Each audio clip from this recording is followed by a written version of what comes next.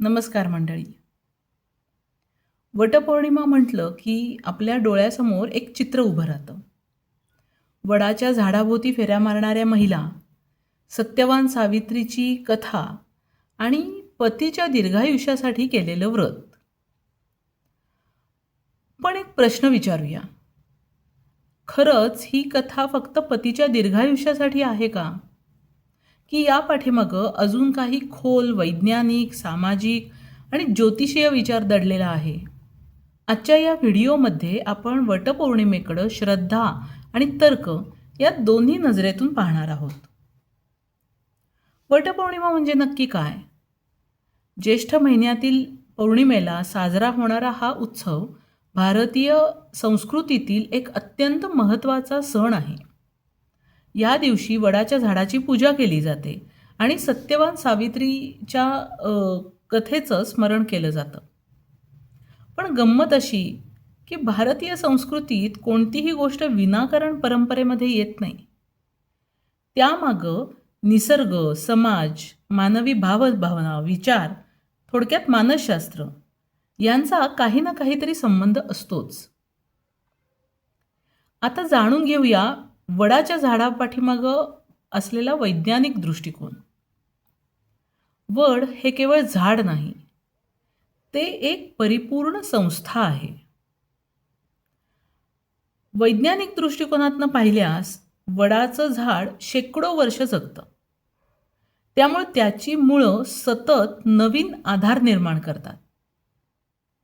वडाचं झाड मोठ्या प्रमाणावर सावली आणि ऑक्सिजन निर्माण करतं.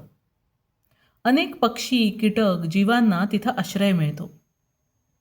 म्हणजेच वड हे दीर्घायुष्य आणि सतत वाढत राहणारे जीवन यांचं प्रतीक आहे.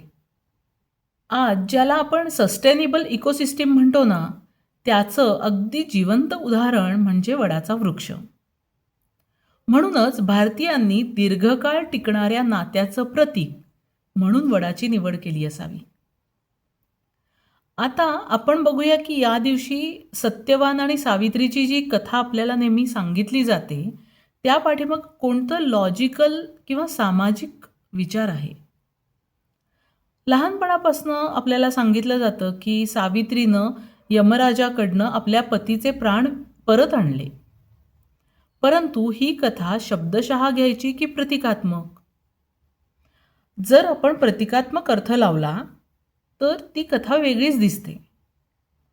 सावित्रीचं मोठेपण हे तिच्या व्रतात नाहीये, तर तिच्या बुद्धिमत्तेत आहे. तिनं संकटात घाबरून न जाता शांतपणे संवाद साधला. ती भावनिक होती, पण तितकीच विवेकीही होती. यमराजाला ती शक्तीने नाही, तर तर्काने जिंकते. म्हणजेच या कथेमधून असा संदेश सांगितलेला असू शकतो की संकटामध्ये धैर्य, बुद्धी आणि संयम राखता आला पाहिजे.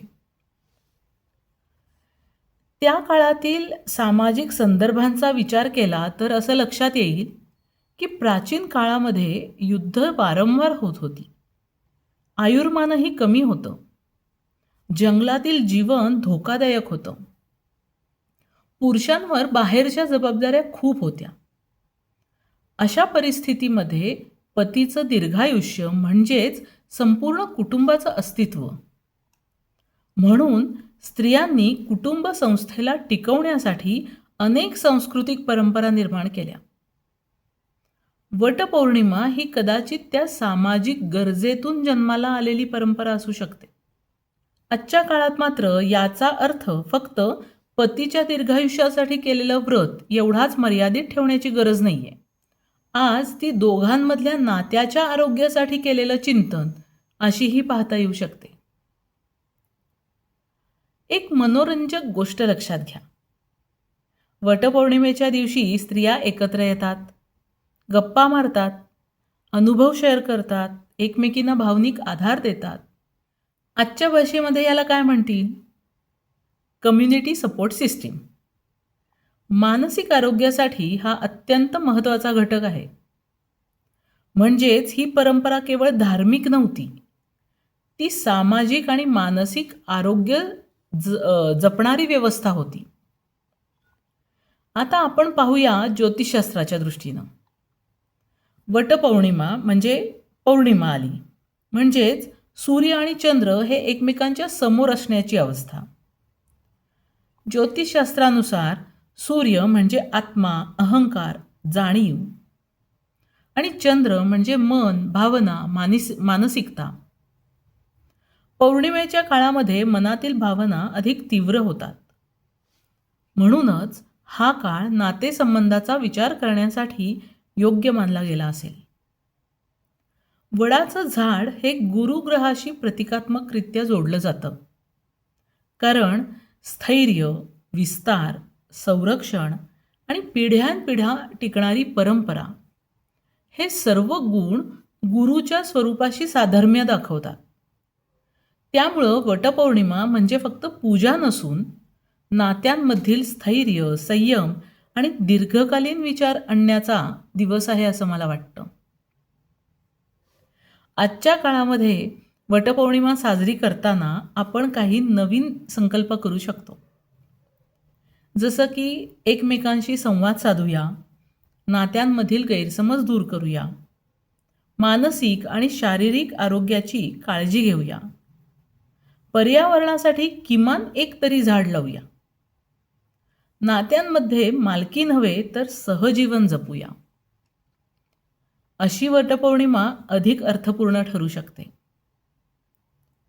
माझ्या मते वटपौर्णिमा ही पतीच्या दीर्घायुष्यासाठी केलेली पूजा नाही आहे, तर ती आहे निसर्गाचा सन्मान, बुद्धी आणि संयमाचा गौरव, कुटुंब संस्थेचा विचार आणि मानसिक आरोग्याची जाणीव, नात्यांच्या दीर्घकालीन टिकाऊपणाचा उत्सव. म्हणून पुढच्या वेळी वडाच्या झाडाला फेऱ्या मारताना झाडाला फक्त धागा बांधू नका, तर आपल्या नात्यांना, विचारांना आणि जबाबदाऱ्यांनाही एक नवीन घट्ट गाठ बांधा. जर तुम्हाला ज्योतिष, मानसशास्त्र, परंपरा, विज्ञान यांचा सापेक्ष दृष्टिकोन आवडत असेल तर सापेक्ष चॅनलला नक्की सबस्क्राईब करा. हा व्हिडिओ आवडला असेल तर आपल्या मित्रमंडळींमध्ये, परिचितांमध्ये शेअर नक्की करा आणि व्हिडिओ कसा वाटला हे कमेंटमध्ये नक्की सांगा. आपण लवकरच भेटू पुढच्या व्हिडिओमध्ये. तोपर्यंत धन्यवाद.